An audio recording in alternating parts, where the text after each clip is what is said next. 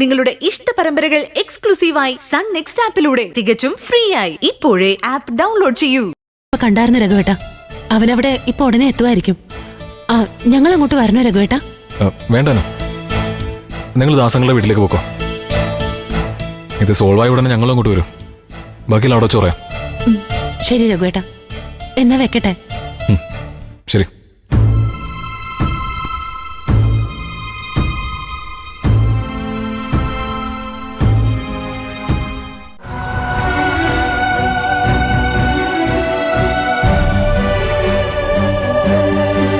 എന്താ ദേക്ക് ചായ കൊടുക്കാൻ വന്ന? ശരി, കൊടുത്തു.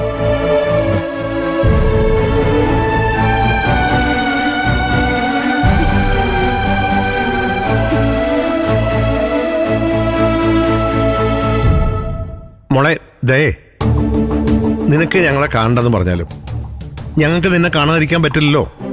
കണ്ടല്ലോ, എല്ലാവർക്കും തൃപ്തിയായല്ലോ. ഇനി അച്ഛനോട് പോയി പറഞ്ഞേക്കേ, ദേ ഇനി താമസിക്കാതെ ജയിലിലേക്ക് കൊണ്ടുപോകുന്നു. അച്ഛനും തൃപ്തിയാവട്ടെ. ദേ, നീ അമ്മാവനെ കുറിച്ച് ഇങ്ങനെ കണ്ണിച്ചോറിയല്ല സംസാരിക്കുന്ന എന്തിനാ? ഇതൊക്കെ ചെയ്തു വെച്ച അമ്മാവനാണോ? നീയല്ലേ? രഘു, ഇത് പറയാനാണോ നമ്മളിങ്ങോട്ട് വന്നത്?